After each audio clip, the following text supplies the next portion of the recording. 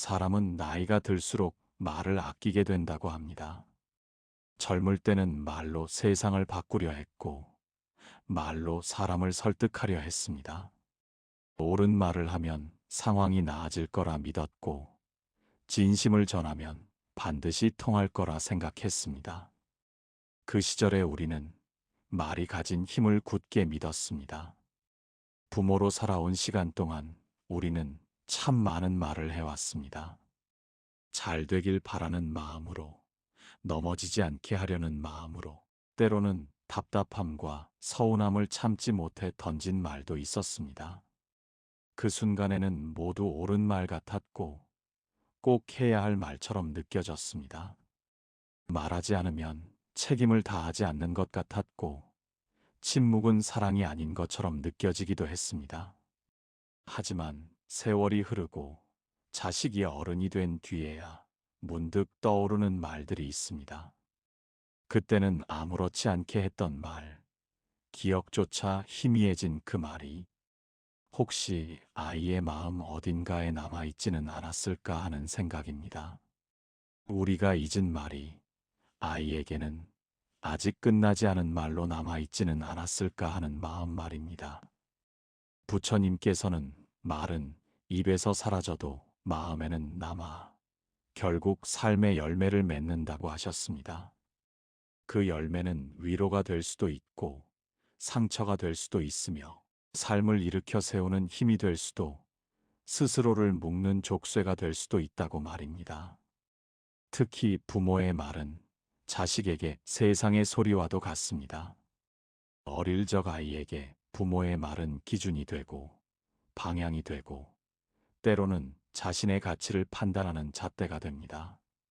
그래서 오늘 이 시간에는 우리가 무심코 건넸던 말들이 어떻게 자식의 마음에 남아 삶의 업이 되는지, 그리고 지금이라도 무엇을 내려놓을 수 있는지에 대해 조용히 이야기해 보려 합니다.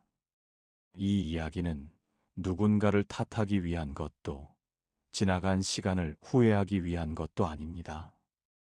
이미 충분히 애써온 부모인 당신이 조금 더 가벼운 마음으로 남은 시간을 살아갈 수 있도록 돕기 위한 이야기입니다. 그때는 사랑이라고 믿었던 말이 지금도 마음에 남아있지는 않나요? 우리는 보통 말이 지나가면 끝났다고 생각합니다. 입에서 나와 공기 중으로 흩어졌으니 이미 없어진 것이라고 믿습니다. 하지만 부처님께서는 말이 사라진다고 보지 않으셨습니다. 말은 형태만 바뀔 뿐 반드시 누군가의 마음 속에 남는다고 하셨습니다. 그 마음이 바로 업이 머무는 자리이기 때문입니다. 업이라는 말은 어렵게 들릴지 모르지만 사실 아주 단순합니다. 내가 한 말과 행동이 흔적이 되어 다시 나에게 돌아오는 것, 그것이 업입니다. 그런데 말은 행동보다 훨씬 빠르고 훨씬 쉽게 쌓입니다. 하루에도 수십 번, 수백 번씩 우리는 말을 하고 그 말들은 대부분 깊이 생각하지 않은 채 흘러나옵니다. 그중 어떤 말은 아무 흔적도 남기지 않지만 어떤 말은 마음속 깊은 곳에 박혀 오래도록 사라지지 않습니다. 특히 부모의 말은 그렇습니다. 부모는 아이에게 가장 가까운 존재이면서도 가장 큰 영향을 주는 존재입니다. 아이는 세상을 배우기 전에 부모의 말을 통해 먼저 세상을 만납니다. 그래서 같은 말이라도 밖에서 들은 말과 집안에서 들은 말은 무게가 다릅니다.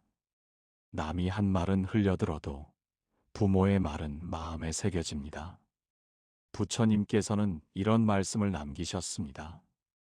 말은 화살과 같아서 쏘는 사람은 잊어버려도 맞은 사람은 오래 기억한다고 말입니다. 부모는 그날 한 말을 잊어도 아이는 그 말을 가슴에 품고 살아갑니다.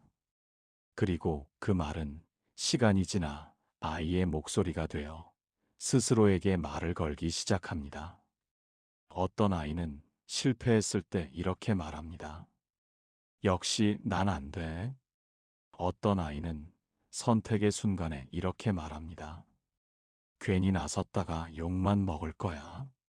어떤 아이는 사랑 앞에서 이렇게 말합니다. 나는 사랑받을 만한 사람이 아니야. 그 말들은 갑자기 생긴 것이 아닙니다. 어릴 적부터 반복해서 들었던 말들이 마음속에서 굳어져 어느새 자기 자신에게 하는 말이 된 것입니다. 이처럼 말은 기억을 넘어 성격이 되고 성격은 인생의 방향이 됩니다. 그래서 부처님께서는 말을 가볍게 여기지 않으셨습니다. 부모로서 우리는 종종 이렇게 생각합니다. 그땐 어쩔 수 없었어. 사랑하니까 한 말이야. 다들 그렇게 키우잖아.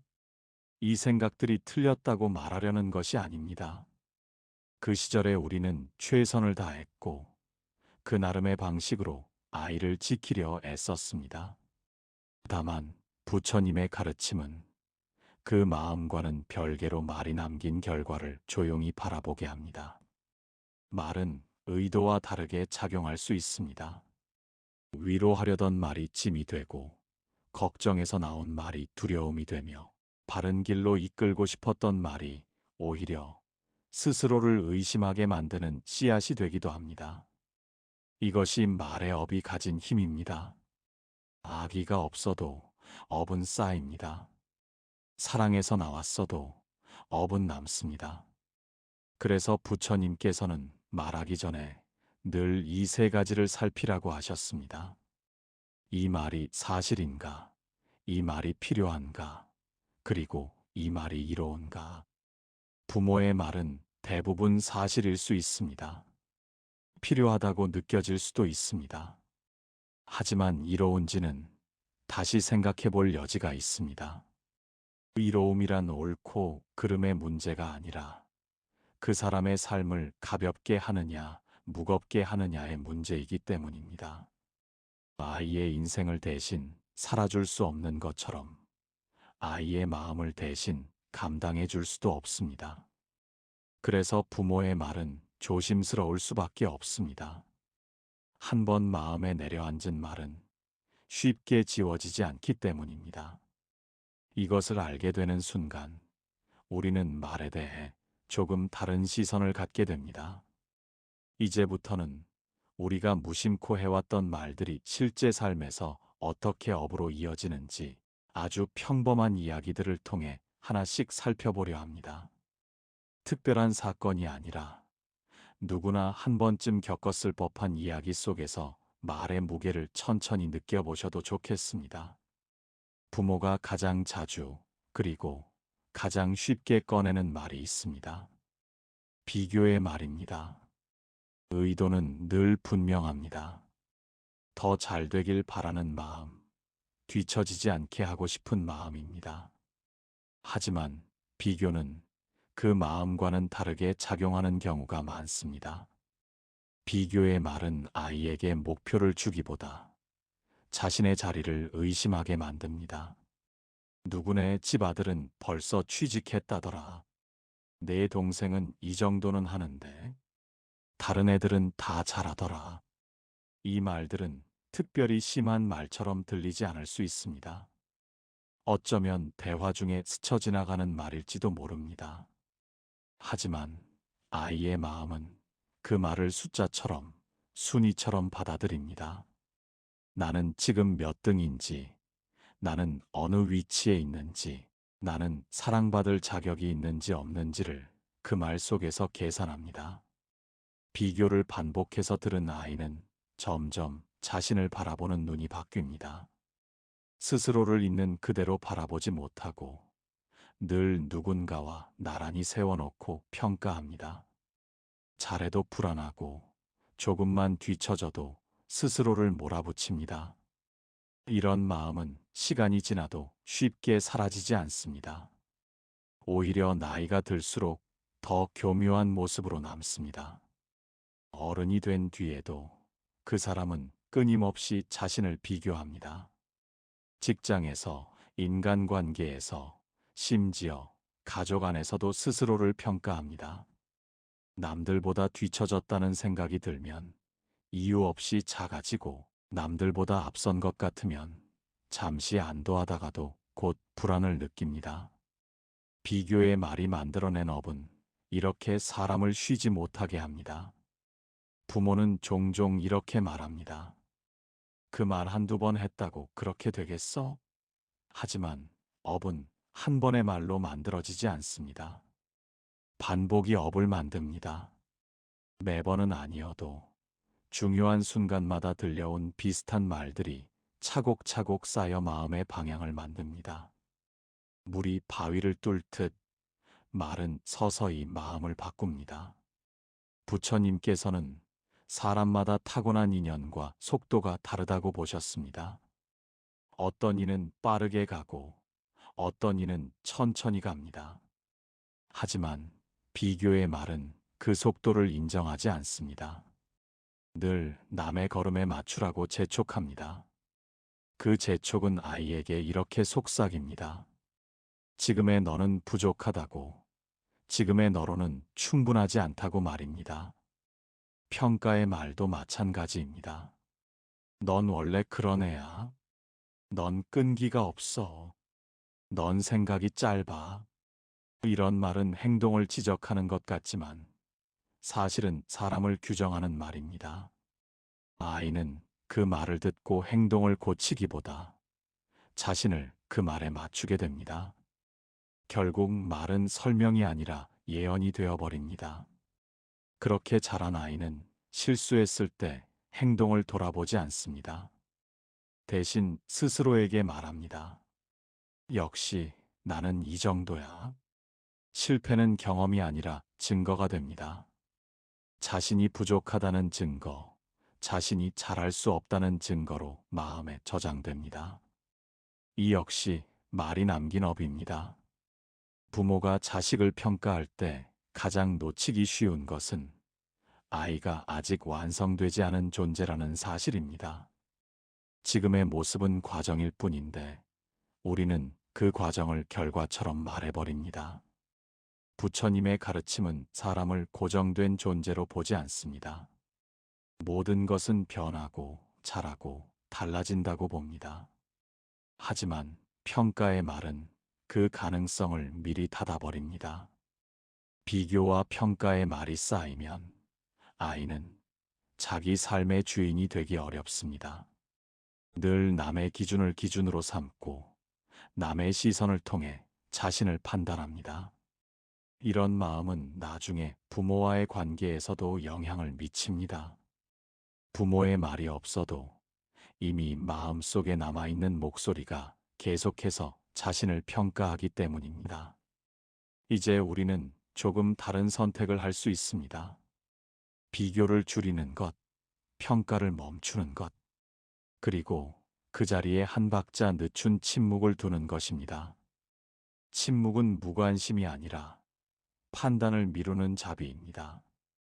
아이가 스스로를 발견할 시간을 주는 선택입니다. 다음 이야기에서는 걱정이라는 이름으로 건넨 말들이 어떻게 아이의 삶의 두려움으로 남는지에 대해 이야기해 보려 합니다. 걱정은 사랑과 아주 닮아 있지만 때로는 사랑보다 더 무거운 짐이 되기도 하기 때문입니다. 부모의 말 가운데 가장 선한 얼굴을 하고 있는 말이 있다면 아마도 걱정일 것입니다. 걱정은 늘 사랑에서 시작됩니다. 아이가 다치지 않기를 바라는 마음, 실패하지 않기를 바라는 마음, 험한 길을 가지 않기를 바라는 마음에서 자연스럽게 흘러나옵니다. 그래서 우리는 걱정의 말을 쉽게 내려놓지 못합니다. 걱정하지 않는 부모는 없는 것처럼 느껴지기 때문입니다. 그 길은 위험해. 괜히 나섰다가 상처받는다. 조심해라, 세상은 그렇게 만만하지 않아. 이 말들에는 악의가 없습니다. 오히려 세상을 먼저 살아본 사람으로서 해줄 수 있는 가장 현실적인 조언처럼 보입니다. 하지만 아이의 마음은 이 말을 조언으로만 받아들이지 않습니다. 반복되는 걱정의 말은 아이에게 하나의 세계관을 만들어줍니다. 세상은 위험하고 나는 아직 부족하며 혼자 판단해서는 안 된다는 생각입니다. 부처님께서는 걱정을 이렇게 보셨습니다. 걱정은 아직 오지 않은 미래를 미리 끌어와 현재를 괴롭히는 마음이라고 말입니다. 문제는 이 마음이 말을 통해 전달될 때 그 걱정이 아이의 것이 되어버린다는 데 있습니다. 부모의 걱정은 아이에게 건네지는 순간 아이의 두려움으로 바뀝니다. 걱정의 말을 많이 들은 아이는 선택 앞에서 오래 망설입니다. 무언가를 시도하려 할 때마다 실패의 장면부터 떠올립니다. 아직 일어나지 않은 일을 먼저 걱정하고 그 걱정 때문에 아무것도 시작하지 못합니다. 겉으로 보기에는 신중해 보일지 모르지만 마음속에서는 늘 불안이 먼저 움직입니다. 이런 아이는 자라서도 쉽게 마음을 놓지 못합니다. 작은 결정 하나에도 주변의 의견을 묻고 누군가의 허락을 받아야 안심합니다. 실수에 대한 두려움이 크기 때문에 도전보다 안전을 먼저 선택합니다. 이 모습은 성격처럼 보이지만 사실은 오랜 시간 쌓여온 말의 업입니다. 부모는 종종 이렇게 말합니다. 내 말 안 들으면 꼭 탈이 나더라. 하지만 부처님의 가르침은 조금 다른 방향을 가리킵니다. 삶에는 탈이 없는 길이 없고 넘어짐 없는 성장은 없다는 것입니다. 아이가 겪어야 할 시행착오를 부모의 말로 미리 막아버릴 때 아이는 넘어지는 법뿐 아니라 다시 일어나는 법도 배울 기회를 잃습니다. 걱정의 말이 반복될수록 아이는 점점 자기 판단을 믿지 못하게 됩니다. 부모의 말이 없으면 불안해지고 누군가의 지지가 없으면 움직이지 못합니다. 이런 마음은 부모가 곁에 있을 때보다 오히려 부모가 곁에 없을 때 더 크게 작용합니다. 마음속에 남아있는 걱정의 목소리가 끊임없이 경고를 보내기 때문입니다. 부처님께서는 자비와 집착을 분명히 구분하셨습니다. 자비는 상대를 믿고 맡기는 마음이고 집착은 상대를 통제하려는 마음입니다. 걱정의 말은 종종 자비처럼 보이지만 그 속을 들여다보면 통제의 마음이 숨어 있는 경우가 많습니다. 혹시 모를 불행을 막기 위해 아이의 선택을 미리 제한해 버리는 것입니다. 물론 부모의 걱정을 단번에 멈출 수는 없습니다. 걱정은 마음의 습관이기 때문입니다. 하지만 말은 선택할 수 있습니다.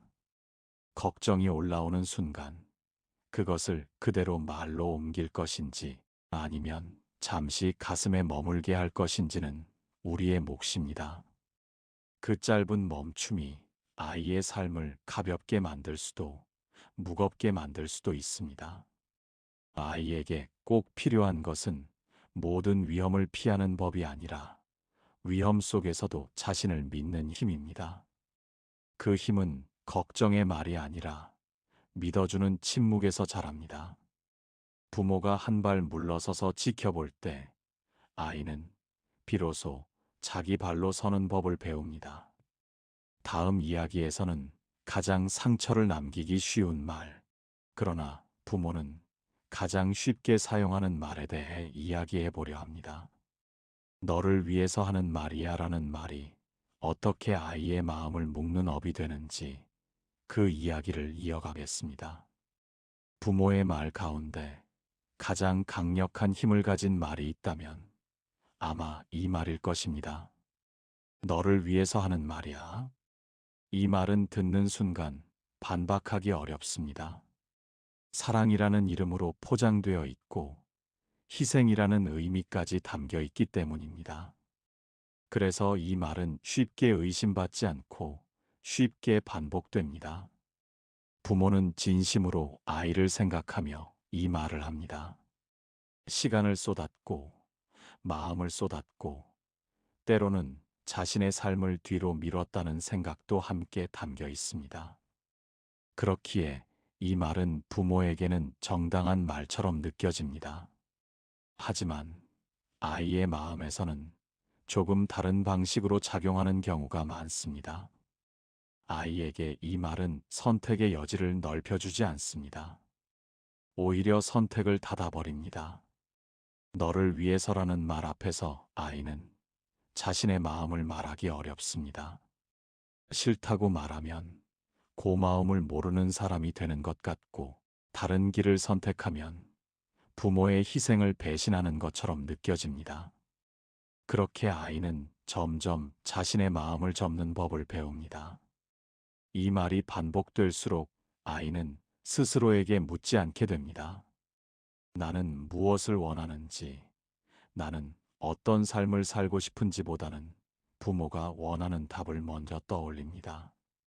그리고 그 답에 맞게 자신을 조정합니다. 그 과정에서 아이의 마음은 점점 조용해지고 자기 감정은 뒤로 밀려납니다.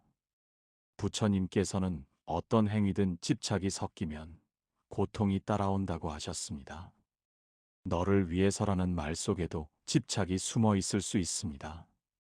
아이가 잘 되기를 바라는 마음과 함께 내 방식이 옳다는 믿음, 내 선택이 정답이라는 확신이 겹쳐질 때 그 말은 사랑이 아니라 기준이 됩니다.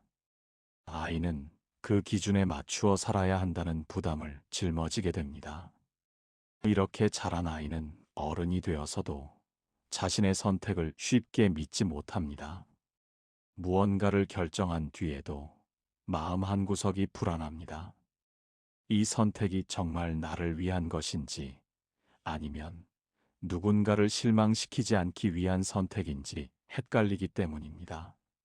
스스로를 만족시키기보다 누군가의 기대를 충족시키는데 익숙해진 마음의 흔적입니다. 부모는 종종 이런 말을 합니다. 그래도 다 너 잘 되라고 한 말이잖아. 맞습니다. 그 마음은 진심이었습니다. 그러나 부처님의 가르침은 마음과 결과를 함께 보라고 말합니다. 의도가 선하다고 해서 결과까지 가벼운 것은 아닙니다. 사랑에서 나온 말도 아이의 삶을 무겁게 할 수 있습니다. 너를 위해서라는 말이 남긴 업은 아이가 자기 삶의 주인이 되기 어려워진다는 데 있습니다. 자신의 욕구보다 타인의 기대를 먼저 살피게 되고, 거절하는 데 죄책감을 느끼며 자기 인생을 살아가면서도 늘 누군가의 허락을 구하는 마음 상태로 남습니다. 이것은 겉으로 드러나지 않아 더 깊게 남는 업입니다. 이 말을 완전히 하지 말아야 한다는 뜻은 아닙니다. 다만 이 말이 나오기 직전에 한번 멈춰보는 것이 중요합니다. 정말 아이를 위한 말인지, 아니면 부모 자신의 불안과 바람을 덜어내기 위한 말인지 스스로에게 묻는 것입니다. 그 질문 하나가 말의 무게를 바꿉니다. 부처님께서는 가르침보다 신뢰를 먼저 두셨습니다. 누군가를 진정으로 위한다면 그 사람이 스스로 깨닫고 선택할 수 있도록 기다려주는 것이 더 큰 자비라고 보셨습니다. 말로 끌고 가기보다 침묵으로 지켜보는 용기 말입니다. 이제 다음 이야기에서는 말하지 않는 선택이 어떻게 가장 깊은 사랑이 되는지, 그리고 침묵이 왜 업을 멈추는 힘이 되는지에 대해 이야기해 보려 합니다. 말보다 남는 것이 있을 때 관계는 오히려 더 단단해지기도 합니다. 사람은 보통 말이 부족해서 관계가 어려워진다고 생각합니다. 그래서 설명하려 하고, 설득하려 하고, 이해시키려 합니다. 하지만 세월이 흐를수록 우리는 알게 됩니다. 어떤 관계는 말을 덜 할수록 오히려 편안해진다는 사실을 말입니다. 특히 부모와 자식의 관계는 그렇습니다. 부처님께서는 꼭 필요한 말이 아니라면 침묵을 선택하라고 하셨습니다. 침묵은 도망이 아니라 절제이며, 무관심이 아니라 깊은 배려라고 보셨습니다. 말하지 않는다는 것은 더 이상 간섭하지 않겠다는 선언이 아니라 상대의 삶을 믿겠다는 표현입니다. 부모는 자식의 삶에 대해 알고 싶은 것이 많습니다. 잘 먹고 있는지, 마음은 괜찮은지, 문제는 없는지 늘 궁금합니다. 그래서 질문이 많아지고, 조언이 많아지고, 자연스럽게 말이 늘어납니다. 하지만 아이에게는 그 말들이 관심이 아니라 감시처럼 느껴질 때도 있습니다. 아무 일 없어도 설명해야 할 것 같고, 잘 지내고 있어도 증명해야 할 것 같은 마음이 생깁니다. 말하지 않는 선택은 그 불필요한 긴장을 풀어줍니다. 오늘 무슨 일을 했는지 묻지 않아도, 무슨 생각을 하는지 캐묻지 않아도 아이는 자신의 삶을 스스로 정리할 시간을 가질 수 있습니다. 침묵 속에서 아이는 자신에게 묻기 시작합니다. 나는 지금 어디에 서 있는지, 무엇을 원하는지, 어떤 방향으로 가고 싶은지를 말입니다. 부모에게 침묵은 쉽지 않습니다. 걱정이 올라오고 말하지 않으면 무책임해 보일 것 같고, 혹시 나중에 후회하지 않을까 두려워집니다. 하지만 부처님의 가르침은 모든 고통이 개입에서 비롯된다고 말합니다. 개입이 줄어들수록 관계는 가벼워지고 각자의 삶은 제자리를 찾습니다. 침묵은 아이에게 자유를 줍니다. 자유는 방종과 다릅니다. 자유란 스스로 책임질 수 있는 공간을 허락받는 것입니다. 부모가 한 발 물러설 때 아이는 비로소 자기 삶의 무게를 직접 느끼고 그 무게를 감당하는 힘을 기르게 됩니다. 그 힘은 말로 길러지지 않습니다. 경험과 신뢰 속에서 자랍니다. 말하지 않는 사랑은 조용합니다. 티나지 않고 보상도 없습니다. 하지만 시간이 지나면 분명한 차이를 만듭니다.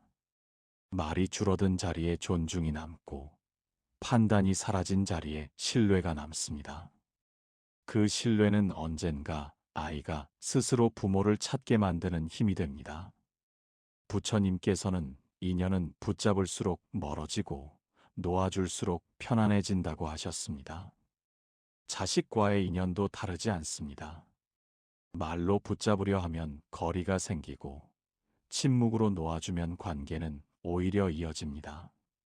이것이 말의 업을 멈추는 가장 확실한 방법입니다. 이제 마지막으로 우리가 지금 이 자리에서 할 수 있는 아주 작은 실천에 대해 이야기해 보려 합니다. 거창한 변화가 아니라 오늘부터 하나 줄일 수 있는 말, 그리고 하나 늘릴 수 있는 태도에 대한 이야기입니다. 이야기를 여기까지 함께 오신 당신은 이미 많은 것을 돌아볼 수 있는 부모입니다. 말이 많았던 시간도, 말이 지나쳤던 순간도 모두 사랑에서 비롯되었음을 우리는 잘 알고 있습니다. 그래서 이 이야기는 잘못을 따지기 위한 것이 아니라 이제는 조금 덜 애쓰며 살아도 괜찮다는 허락에 가깝습니다. 부처님께서는 인간관계의 고통은 대부분 말에서 시작된다고 보셨습니다. 하지만 그 말은 비난이 아니라 깨달음이었습니다. 말을 줄일 수 있다는 것은 더 이상 증명하지 않아도 된다는 뜻이고, 더 이상 통제하지 않아도 된다는 뜻입니다. 그것은 포기가 아니라 신뢰이며, 무책임이 아니라 존중입니다. 자식은 부모의 말을 따라 사는 존재가 아니라 부모의 태도를 보고 배우는 존재입니다. 말이 줄어든 자리에서 아이는 비로소 숨을 고르고 자신의 삶을 스스로 바라볼 수 있게 됩니다. 그 순간부터 부모는 가르치는 사람이 아니라 조용히 곁을 지키는 사람이 됩니다. 혹시 마음 한편에 남는 말이 있다면 이제는 그 말을 꺼내지 않아도 괜찮습니다. 이미 충분히 했고 이미 충분히 사랑했습니다. 남은 시간은 설명 대신 미소로, 조언 대신 기다림으로 채워도 늦지 않습니다.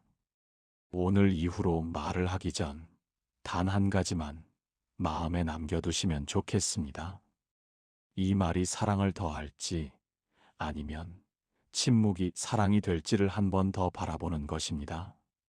그 짧은 멈춤이 당신과 자식 사이의 인연을 조금 더 편안하게 만들어 줄 것입니다. 당신은 이미 좋은 부모였습니다. 그리고 지금도 그렇습니다. 이제는 말이 아니라 고요한 마음으로 그 사실을 스스로에게도 전해 주셔도 됩니다.